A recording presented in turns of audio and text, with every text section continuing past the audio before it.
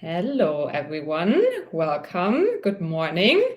And welcome to our panel discussion on Is Europe the Next Big Talent Hub today. My name is Lisa.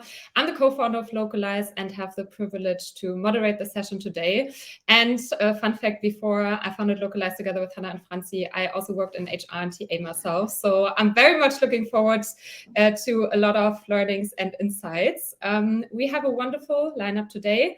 And I will start with a quick introduction of all our panelists and then directly dive into the discussion because I think that's the most exciting topic today.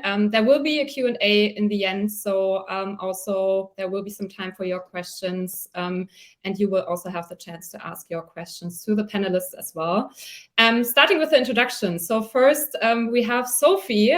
She's a founder coach and an award-winning diversity and HR leader, mostly in the fintech space. So welcome, Sophie. It would be great if you could just also share a few words about yourself to the audience and introduce yourself. Sure. Hi, everyone. Very nice to be here today. Excited to dive into the topic. I am a founder coach as well as a HR consultant at the moment. I've started and I've been in HR as well, like what Lisa was basically saying. I started off in recruitment and then went into HR, and then I've been working specifically in the startup space for the last 7 years. I kind of moved around in fintech. I did venture out of fintech for a bit and then eventually came back to fintech, and I just kind of feel like it's my sweet spot. My passion really lies in financial services as well. So that's a bit of my background. I do a lot in diversity and inclusion. I'm also trying to champion as much as I can in terms of the new learnings of people and culture, and predominantly also just released my new book on founders and cultural startups. So if you want to know more, feel free to hit me up later. Cool. Thank you so much. It's great that you're joining us today. And next up is Kerstin. We know each other since a few years already from different stations in your CV. So you are a global people leader, and you also, I have to say, a very impressive track record. You're currently VP People at Bold, and also handing over to you for a quick introduction. Well, thank you very much, and thank you for having me. I guess it puts a bit of age on me when I say that probably like 20 something years ago, I ventured into HR and I never kind of found my way out.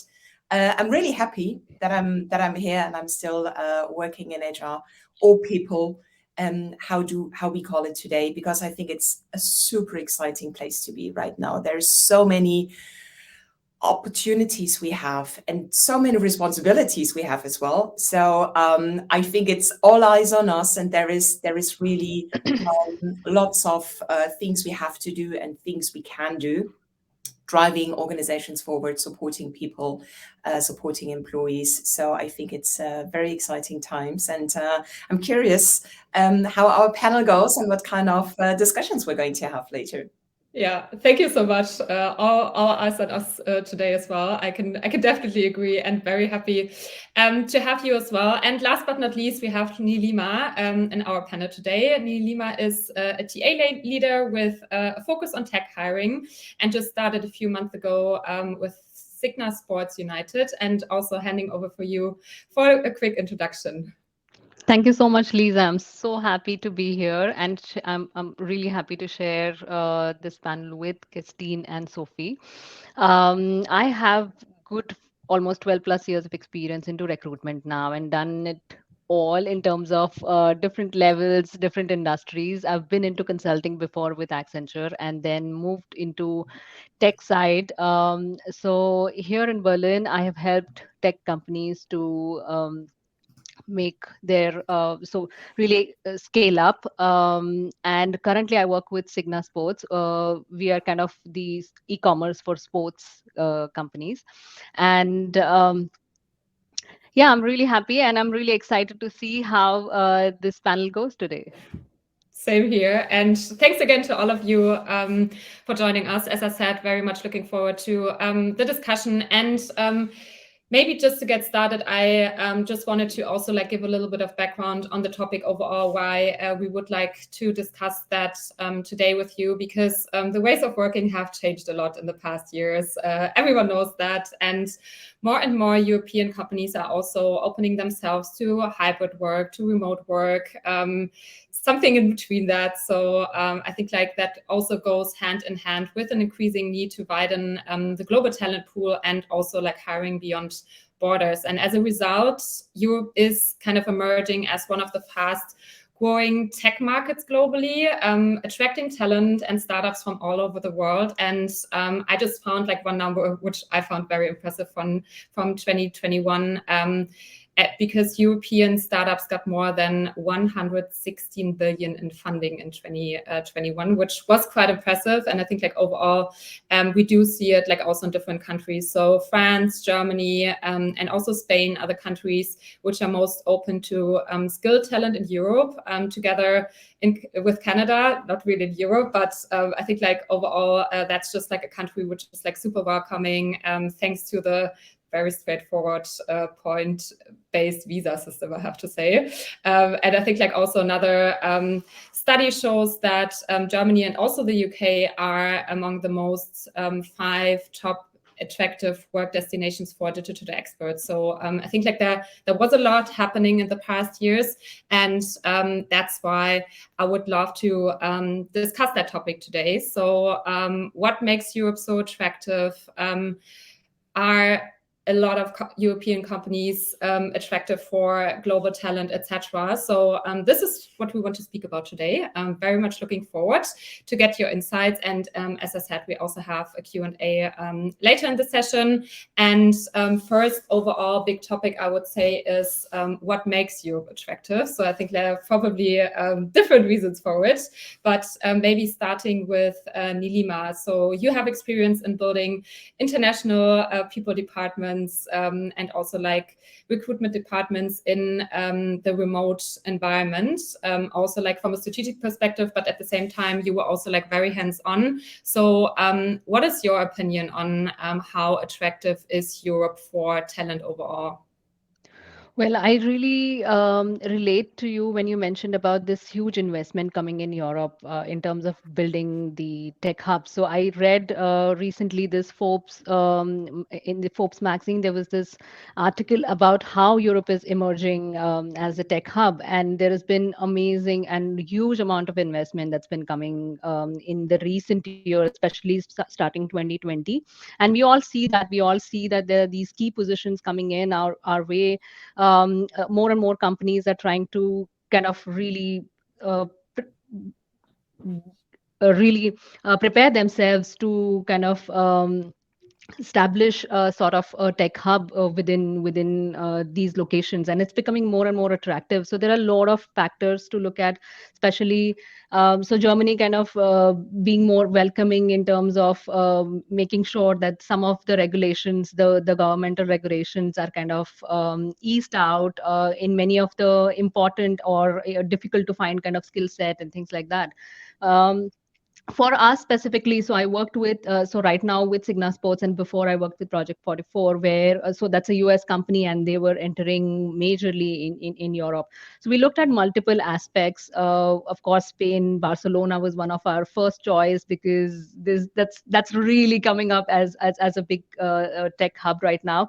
But we also looked at comparatively lesser known cities in terms of, so we looked at Belgrade, we looked at Prague, we also looked at Romania to find these tech talents, and that also worked out. So we kind of then decided that we will try to have smaller hubs instead of one big tech hub and really focusing all our all our eggs in one basket. We kind of then decided to scatter it a bit and also look at other cities in Sweden and also in Netherlands, and that worked out really well. So right now we are operating about 5, I would say, hubs focusing on tech.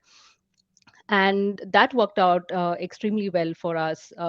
Every city has, so Lisbon is also definitely one of the most attractive destination, right? And every city has its own vibe. Every city has its own, points which attracts the talent. And we could then give different options to our techies. So the one who would prefer more city life could then move to Amsterdam. The one who prefer more remote and more flexibility would then prefer some other city and something like that. So that kind of was our strategy, and that worked out in long term, I would say.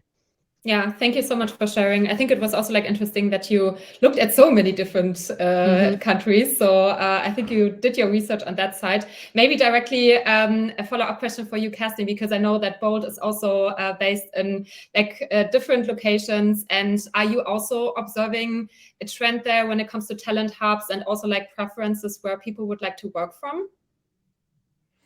Complex question. I try to give a not so complex answer to that. So yes, so we do work in 45 countries, predominantly in Europe, but also a couple of African markets. And what we do see is, I would say, two things.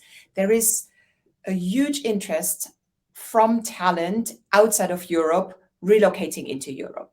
You definitely can see that, right? There's Asia, Southeast Asia, you see Latin America, South America. There is a huge interest there. I do see less interest over the last 1 to 2 years of talent who are already in Europe to relocate. So I think this kind of poses two different avenues that we need to work on. On the one hand, opening up for relocation, and this is then as Nilima also said, it's kind of what kind of attractive locations can you offer? And on the other hand, I think for the talent we already have in Europe, what kind of, well, let's say work solutions can you offer? And that's definitely hybrid. This is what I have seen over the last couple of, I would say 1 to 2 years. It's, I would say the smallest portion of people I speak to, they really want to be fully remote. Majority of people really prefer a hybrid approach where you have the flexibility to decide when to come to the office and when to work remotely.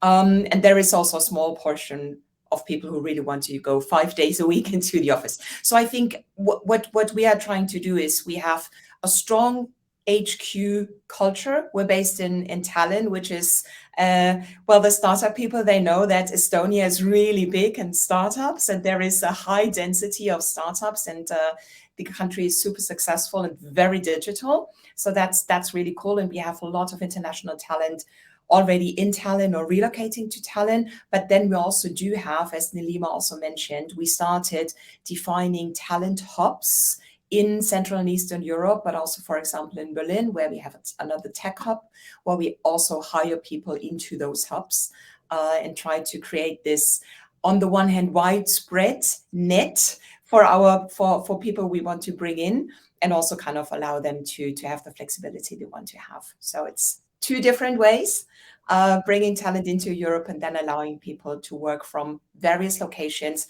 However, we really do believe in a hybrid approach. So we do believe in social capital. We want this social capital to be important and to build. So we're not remote first, but we're definitely a hybrid organization with the belief in the power of social connectivity.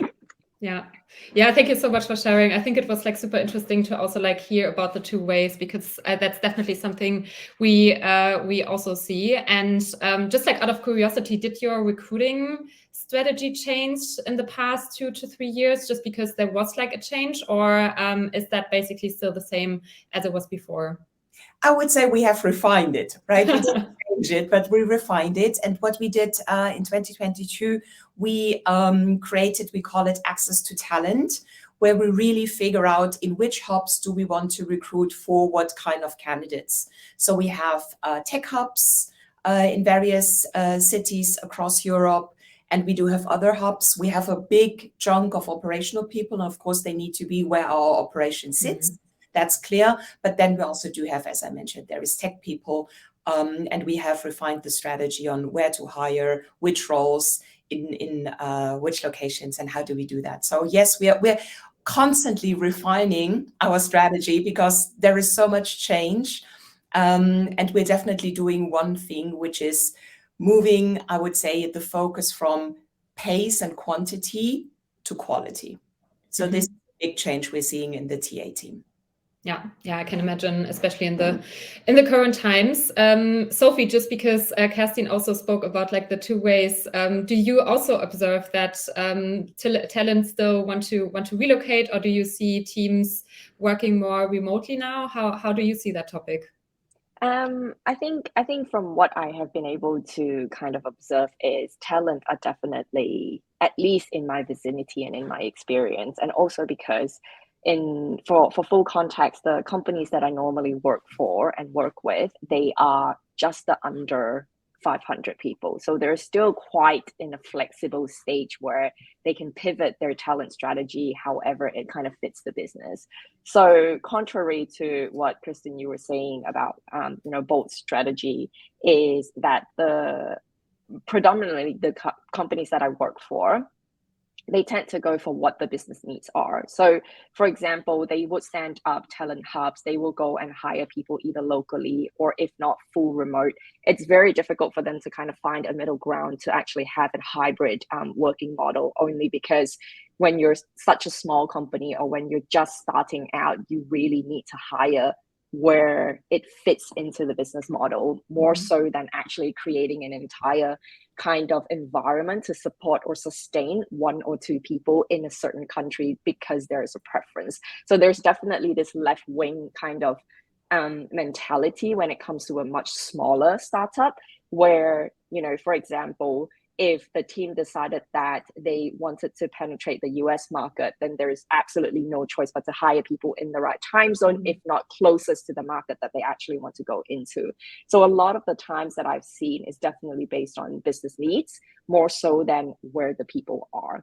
It's almost like we're making it extremely challenging for the talent team because they would have to take that directives and go, right, no matter what, I'll have to find someone. But because the people that they're looking for are not in a large scale, for example, going into a completely isolated country and then say we want 100, Java developers, we're technically saying we want to go to a probably non-existent city that we want to establish ourselves, and we want 3 people. So there's definitely a very different, spectrum when they were looking at their talent strategy. But back to your question, in my experience, I've definitely seen a lot more sway into the full remote rather than the hybrid or the coming back into the office. Maybe it is a lot more sustainable for a small startup, as I've seen, rather than a bigger startup where you've already got a legacy established. Obviously, like we were talking about earlier, if you were to move people around, it sounds like it's a major change for the company. But when the company is small enough and agile enough, it's quite easy for them to pivot. So that's pretty much the stance and strategy that a lot of these smaller companies have been taking. Yeah. Thank you so much for sharing. And maybe one specific question, because I know that you are based in the UK. So what do you observe now after post-Brexit? So was it, were things changing? Is it like still the same? How do you see that? Oh, there's definitely been a massive change. So post-Brexit has, in the first wave of that immediate change of post-Brexit is a lot of people were still contemplating, a lot of talent especially were contemplating whether or not they're going to stay in the UK, especially Europeans, because it was free movement and it was very easy for them to go about and still have, a personal and work-life balance where they can visit family, they can come back, and then they can do remote work. Obviously, all of that has actually changed the rule. For example, in the UK right now, say if you were to decide to leave the company for more than 6 months and say work remotely, even if the company has a remote policy, you might want to be in Spain for the next 9 months. It doesn't work that way anymore because there's a certain declaration because of your tax residential statuses. So that has definitely kind of pushed back a lot of the Europeans to actually go elsewhere. I wouldn't say that they have gone back to, maybe Europe, but they may have also been exploring different kind of countries because the UK is no longer as convenient. Whereas fast forward 2-3 years later, we're now starting to see a flux of different countries or different nationalities coming into the UK, because always London especially has been a very, very attractive city. And they've gone through the migration path then Brexit hit, and then now they're coming back into the migration path because, you know, point-based system basically is the visa system for most of the countries in the world, but Europe never really had that, right? So, for example, it's really attractive for people who are used to a point-based system, like the Australians, Americans, the Canadians as well, especially any Asian countries. We're also seeing a lot of Singaporeans coming into the UK because London is also a really exciting city, as also comparable to, say, Singapore City. So because it's been a tech hub for so long, it's definitely not deterring, but we've definitely seen a flux of different people coming from different places. But it's great for diversity, honestly. Yeah. Thank you so much for sharing. I was just like wondering how that has changed, but apparently it has changed. So thank you so much. And one question, which is also related to the current environment, the current situation, because I think like on our LinkedIn feeds, we almost see it on a daily basis that there are like quite some layoffs right now happening, especially like in the tech space. Would you say that people are still interested to come to Europe, even though the tech companies are not doing 100% well right now? Maybe a question to the group. I can take this first. No, I think a lot of people in the tech space, if you've been operating in the tech space for at least the last 4 or 5 years, you've definitely seen an evolution, if not gone through the evolution yourself. So I feel like people have resilience. They're probably sitting back, waiting for the wave to kind of go away, and then see and looking forward to how the market recovers. And that's what I've seen talent. For example, I know, you know, like everything in news, we tend to either over exaggerate or really emphasize on the bad news, but there's so many good news out there that companies are still raising capital, companies are still growing, they have a net positive profit, and they have enough runway to continue to hire. So I almost feel like there is probably going to be a positive spin coming out of the mass rounds of layoffs, because companies are going to start being a lot more sustainable, because they're a lot more serious about creating sustainable businesses.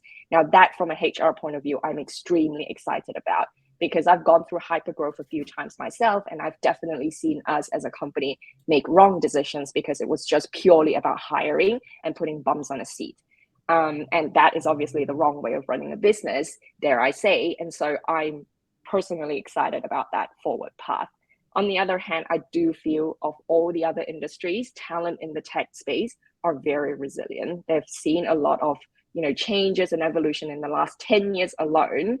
And I feel like people are just sitting back waiting for the market to recover. There's definitely candidates still, you know, keen, even after just being let go a week later, they're now looking for new jobs, and they're coming into interviews with still the right morale, with the right motivation as well. Not just because they want to make ends meet, but they are still excited about the tech industry. So I'm kind of feeling positive about it if we recover from it.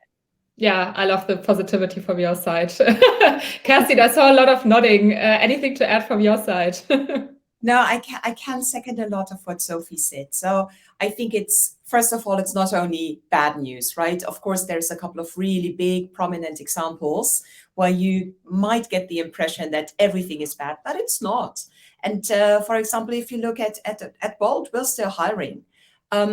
So there is lots of organizations out there that still have open roles, but I also do believe that it might be a good point of correction that we are right now seeing, because hiring people was very often a leading factor, and there was a bit of overhiring happening. And I think when you read through the announcement of some of the big organizations that had laid off people, you see, well, we did anticipate a different development of the business, and now we need to scale back because it's not coming in.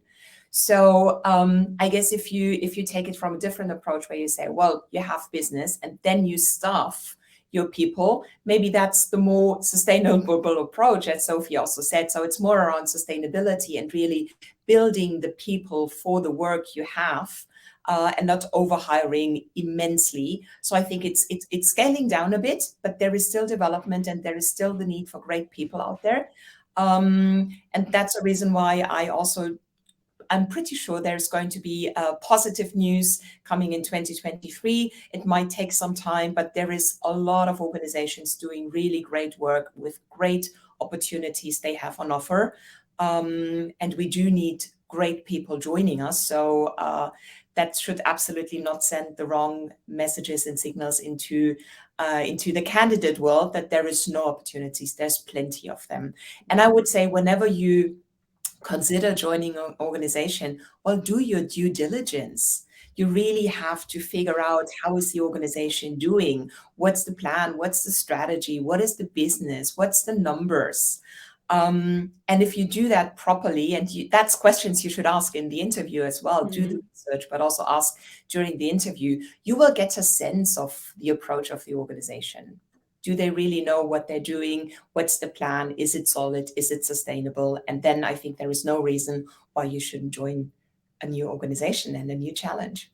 Yeah, makes sense. And I think like the due diligence is very important. Nilima, something to add from your side as well. Yes, absolutely. I totally agree with what Kerstin mentioned, especially on doing due diligence, right? I mean, I think it's super important in this era right now, this time where we are in, not only from the employer side, but also from the employee side. So from both the sides, I think we need to be more mindful in terms of making decisions. We've entered into the phase where there are a lot of options for both the parties, and we need to choose wisely. So we need to kind of also look at companies that past record in terms of hiring and firing kind of a strategy. So have they done any sort of restructuring? Have there been in the past some bad decisions from the management side in terms of really hiring large numbers and then restructuring into really small numbers later on? So making sure and finding out from the past trends how companies have dealt with such situations. Also in terms of layoff, how it was done in the past, really getting feedback from people who worked in the past with such organization. Was it really done in an empathetic way? I think these are all super important topics that employees kind of need to right now invest into. And also from employer side, I mean, we are revisiting all our budgets. We are revisiting all our requirements. We are also hiring at this point of time. We have multiple positions in tech as well as in central functions. But I think we're going really mindful about each position. We kind of checking on each role if we can fulfill this position internally, if we can make sure that we give or we hire contractors to do certain things, because if it's like a short-term position, if we can outsource some of our positions and use external agencies to do that position that we have. Now you're back. It's good. All good. Yes. Yes. So I think that's the important message, and that's I think the most positive part that I think we've learned from this experience, I would say. Yeah, totally agree. And I think like also looking at the numbers, looking at the efficiency, etc., that's definitely like something all of the companies are doing right now. And I think it's going into the right direction, because the last years also have been a little bit crazy on the talent market. Now we lost her, but hopefully she's coming back soon. Which is also leading me to another topic, which is retention. So I think like also that is a topic which is getting more and more important. So Kerstin, maybe like first question for you, what would you say in the current environment? Why is retention so important, and what can companies do to just like also make sure that they retain their current employees? I would say retention has always been important, but maybe it was neglected a bit, right? Because our focus... Very good point. We were so focusing on bringing in new people that sometimes we did forget about the ones we already have. And this is not specific to any organization. I think this is more overall. I think there is an over-reliance on external talent and a bit of a underutilization of internal talent. And this is also something where we will focus on 2023, creating an internal proper talent market to really create those opportunities and different career paths for our people we already have. And this is going to be key, because it's kind of, I don't want to say, well, I don't want to say it's stupid not to focus on your internal talent you already have, because they know the organization. They have kind of proven themselves. So why not invest in them and help them to develop and grow? And I think this is absolutely the way going forward, because it will be so much faster. People can quickly jump into new roles. They have a lot of, I would say, tribal knowledge about the organization, and it's so much more rewarding. And I think this really quick turning of talent in an organization with probably tenure of 1.5 years, 2 years, I don't believe it's sustainable in the long run. So yes, focus on internal talent, focus on retention. That's definitely then going to be, how do you develop, how do you grow your employees? And I think on the other hand, it's also going to be, how do you support your managers so that they can support their teams? So that's going to be 2 areas where we will also focus on in 2023, retention and leadership development, because I do believe it goes hand in hand, and creating opportunities for internal talent. Yeah. And again, speaking about the sustainability, right? So I think like that's really crucial. Sophie, do you have like anything to add on the retention side of things? Yeah, I mean, retention, I would say don't feel bad for saying that it's silly for a company to not be focusing on retention. As you know, I'm a HR person through and through, and retention is the first thing that always kind of keeps me up at night if a company is not doing well in it. And personally speaking, just through like experience and analysis, and also the patterns of what other companies have been showing themselves, is don't forget retention cost is actually much far lower than hiring costs are. It's just good business, right? It's good business decision to make sure that you're taking care of your own people. And I think there should be this huge emphasis, because if you think about it, we tend to like to talk about startups, right? There's a revolving door in startups. It's not an elephant in the room. It is basically the way startups obnoxiously kind of represent themselves. There's a revolving door, and the tenure in the startup is usually a lot lower as well, between the 12 to 24 months.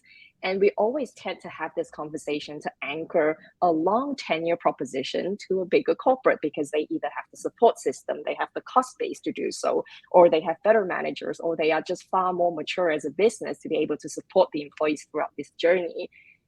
Because of the situation that's happening now and the economic factors that is in the market, I kind of feel like this is a perfect opportunity for the startups to then turn the ship around and let us be the people, or let us be the companies that can create career path and opportunities for employees for the next 3 to 5 years.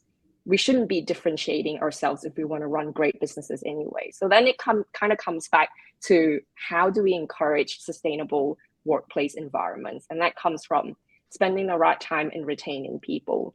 Exactly what Kerstin is saying, spending time to make sure your managers are equipped, they have leaders in the room that can actually continue on these career paths. Because I don't think, and also leaders and HR needs to go hand in hand and work in partnership, in tandem as well. It shouldn't be, the HR team put in a lot of hard work for the first 12 months to create a career path framework, and then it's off to the managers. But if we don't equip them to be successful this way, it all comes back to, ground zero. So I really feel like, again, maybe I'm being too optimistic, but I do feel like this is a great opportunity for us to just represent ourselves differently. It shouldn't be this revolving door analogy anymore. I think people, especially people nowadays, employees nowadays, they're looking forward to work for companies who not just are sustainable, but they give them, they can help them achieve their career aspirations. They're working for passion. They're working to solve bigger problems in the world, even if you're not saving lives. So I feel like there's a lot there that retention strategy can really anchor on. Yeah, agree. Thank you so much for sharing. And maybe also like thinking about 2023, because Kerstin, you mentioned it already, retention, and also investing into the managers, investing into leadership, etc. So what would you say, what is the one thing companies, or also like overall HR departments, should take into consideration for 2023 to stay attractive as an employer? So of course for existing employees, but potentially also for new ones. So maybe we can do a quick round for all of you, because I think that's very interesting, and I love to hear your insights. Yeah. So for me, the the thing to really focus on, unfortunately, which we haven't kind of completed, is for a company to really figure out what kind of working model works for you. Is it hybrid? Is it remote? Is it coming back to the office? Pick a lane and fixate on it and actually make that successful. I think 2022 has been a great opportunity for all of us to test out the 3 streams. I think companies, in 2023, I would like to see more companies define their working model, just so that, anybody looking for a job knows exactly the right kind of expectations going into roles. Thank you. I would definitely build on that, because I think it's really important. It's this, I would say over the last years, I had the impression that many organizations try to be everything to anybody. And that's not working out, because I also do believe that organizations have something like an identity and they need to be clear. And it's, as Sophie said, it's this pick your lane and then invest into that lane, communicate it, build it out, professionalize it, so that people understand what kind of an organization are you. And I think this is in regards to the work model, but it's also in regards to everything else, right? How is your compensation and benefit structure? How is your retention policy? How do you help people to develop and grow? So there's so many things, and you cannot do everything, but you need to kind of define who you are and who you want to become, and then clearly communicate and clearly act on it. So I think that's going to be super important. And maybe one last thing, I guess, from a more HR perspective, generally speaking, I think as people organizations, we really need to understand to work with data. This is going to make or break us stepping up and becoming more a business function than a support function. If you have data, you can inform better decisions. And I think still we have a bit of this, well, this is how it's being done, or this is how we did, and la, la, la. That's not good enough any longer. I really do believe it's around people analytics and data. Data is informing decisions. And with data, you can take better decisions. And from my side, I think I totally agree on in terms of really finding your lane and understanding what, as an organization, what you would like to really do in terms of the strategy, right? For us, what we are trying to do here is being more transparent. I think that is working already a lot for us. The next 6 months, we are in e-commerce sector. The next 6 months are anyways going to be really difficult per se. And it's, I mean, the microeconomics right now is really very volatile, I would say. So it's difficult to kind of predict at this point of time what is going to happen in the next quarter or next to next quarter and things like that. So next 6 months is more or less like a watching time. So first 2 quarters of 2023 is going to be watch how it's going, and then really strategize your different functions. So for us, the important part is being more transparent towards our employees, communicating what is it that we could really change, what is it that could happen, and really then planning out things. So being transparent and coming that from the management side, from the leadership side, will definitely help. So we are focusing on those aspects in our organization at this point. Great. Thank you so much for sharing. Very, very interesting. I think like especially the data point, I can definitely also relate to that, because I think like a lot of people departments are still like, yeah, that's how we've always done it, etc. And also the transparency part, because like especially in the current times, it's very important. Now coming to the questions, we actually got a few, so I try to be quick. Most of them are for the round, so also just jump in if you have something to say on that topic. But first one is for Kerstin. So you spoke about hiring transition from quality to quantity, and we would like to know Other way. Quantity to quality. Sorry. How does it look like in practice? Will it bring junior talents and graduates fewer opportunities on the job market because we're looking for people with experience? No. Let me be a bit more precise on that one. So what we are going to do, and I think this is one of the things how you measure the success of a TA team, right? I think going back or the last couple of years, there was very often this cost per hire, time to fill, all of that. I think those are very transactional KPIs. What we are going to introduce going forward is a quality of hire KPI, because that is going to make a difference in the end. It's not, and Sophie mentioned that it's bums on seats. That's not any longer how we want to run with it. It's really around, do we find the right people for the roles we have today and tomorrow? So it's going to be a way harder KPI, because it's not in the sole responsibility of the recruitment team. It's going to be a shared KPI, and it's going to be a combination of the recruitment team, the hiring manager, and later on the line manager. And we will look into how is that developing, right? Do we bring the right person in? Do we help them in quickly onboarding and getting traction? How can we support and develop them? Can they step up? Do they grow into bigger roles? All of that will influence this quality of hiring.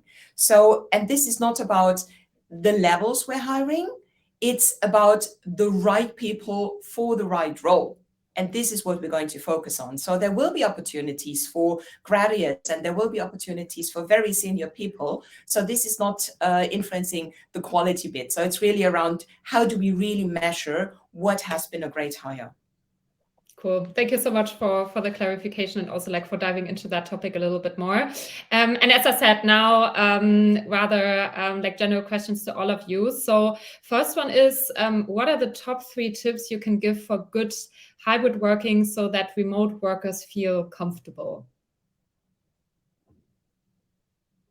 I think one of the thing I would mention is flexibility. So even if we say it's hybrid model, I think giving flexibility to employees and giving more opportunities to also have more hybrid meetings, which will also make our remote employees more comfortable, more inclusive, is definitely something that is to look at.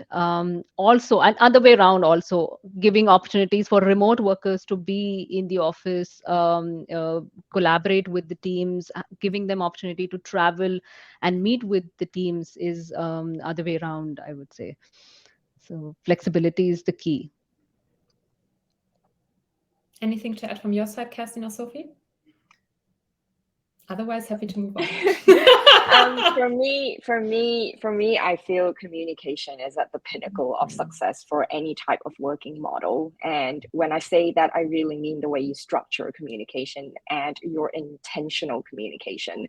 For example, if a company is hybrid or remote, intentional communication basically means if there's going to be a town hall, all hands where important business information is being shared, celebration of people, motivation, and anything else that are really important for inclusivity of the company to bring everybody together needs to be very succinct and precise. It can happen in Zoom, but it needs to be moderated in that way for Zoom. If it's going to be in person, again, the intention needs to be served for that purpose. So for me, communication always feels like, from a cultural point of view as well, always feels like it's the pinnacle for a business success. And I would add to that, and I think it's kind of bringing together what Nilima and Sophie said. It's around transparency and communication. Be clear why you are choosing that specific lane, right? I think it's what we do see is that it's this, yeah, we kind of want people back to the office, but it's not very popular. So we're trying to kind of send messages that are not super clear, and that is confusing people totally. And I think in the end, it's you need to pick what fits your organization, your culture. And once you know what that is, be clear and be transparent about that and explain it to people why this is the reason, but then stick to it. And then people can choose if that is the right way for them. So I guess everyone has to go back to the office 5 days a week. Well, why, right? Because it did work quite nicely and quite successfully over the last years. So why do you do that? There is a reason for that. And if you have reasons for that, well, tell people, because they need to understand. So I think it's always this communication. You're communicating with adults. So have a proper communication, give them the reasons why, and then they will understand. And if they are not happy with it, they will be vocal around it, and they will tell you. Yeah, can I just Yeah, quickly sure. add on that as well? I think it's also really interesting. I know the topic today is really talking about the hiring and retention as well. I think there's also another element of flight risk that I've seen in the last definitely in the last 12 months, in the sense that as soon as, back to what Kerstin is saying, if you are not communicating clearly whether or not this particular phase is a trial or this is something that is fixated as a business decision. For example, what I've seen in the last few months in evidence is that as soon as communication wasn't clear that this is a trial and error basis, which means we're going to raise our hand as a business, we're going to now start rolling back from remote post-pandemic into a hybrid model. If that communication is not clear, we immediately see flight risk, because people immediately feel that they should now start look for a new job because it no longer fits their personal lifestyle. So I think it's really critical for businesses to be very clear in this way of communication as well. So the sooner you pick your lane, the less probable you are to actually miss out or have blind spots on flight risk that you may or may not know exists already. Thanks for summing that up. I think that was a great addition. We have 2 more questions. I know. I hope we can still bring them in because the official end is now, but I hope you have 5 more minutes. It's a little bit more specific. So first one is: would you consider opening a hub in countries outside of the EU, for example, in the Balkan countries? Has someone any experience in that direction? Actually, you go. Sorry. No, I just wanted to mention my experience. So when for Project 44, when we kind of were trying to look at different options, we looked at various different cities, we looked at the pros and cons. We really did it like an exercise. Unfortunately, we did not look at the Balkan countries at that point of time. So I don't have a lot of experience around the talents that exist in such countries. I don't know about Sophie or Kerstin. I've been in businesses that has established hubs in Balkan countries, and they do work, other than it being slightly complicated to set up. But it's not that there are no talent. It's just from a business perspective, it's not as easy as setting up an entity and then start hiring people. So I would say that would probably deter some businesses, not because of the absence of talent. On the other hand, outside of EU as well, if we don't consider just a small section of the Balkan countries, there are many more businesses are starting to establish themselves out in the Asian market as well. So that's definitely one thing to also notice, that more and more companies are considering that pathway. Okay, yeah, thank you. And last but not least, benefits. What trends do you see in terms of benefits for international hires, especially for those with children? Are costs covered or supported when public education is not suitable or not accessible? Very different topic now, but curious if someone of you has experience around that topic. So I can go first with it depends answer, right? So to be transparent, the majority of the people we currently have in our organization, they are not yet at the age where they often relocate with families. So this is something we haven't seen a lot. It will for sure pick up a bit, and then we figure out how to do that, right? And it always depends on the country where they are relocating to. So the majority of our relocatees are actually coming into Estonia. And there is different levels of support that we are giving. We have a rather big relocation team that is really good in helping the relocatees and how to settle in and all of that. But there is definitely something where we also will add to the offerings we currently have, where we do a bit of post-relocation, because for the time being, we did mainly the how do we make sure that you get into the country where you're supposed to work? And now we will focus more on this. How do we make sure that you really quickly find yourself a new home and really feel comfortable here? And then that over time, we need to figure out what additional offerings can we put into that package. But I think it's a really it depends answer on all of the various circumstances of the country, the company, and the candidate. Anything to add? If not, that's also fine. Because we got a last question in. Also a very interesting one. In these uncertain economic times, which European cities, for European cities, I would say, do you expect to flourish faster with recruitment and growth in Q1 or Q2 than other European cities do? So do you think there will be a difference? I think that's the question. If I were to look at what are the cities that are probably a lot more sustainable and so therefore can continue on the trajectory of growth, is definitely, I think, still Berlin. I think London will not slow down. There are opportunities and businesses can pivot. I also think the countries and the cities that are now allowing nomadic visas, for example, Spain has just launched it. I would feel like Barcelona is probably going to be a much bigger, tech hub in the next 12 months as it is right now. And definitely another one that really pops up in my head is Lisbon.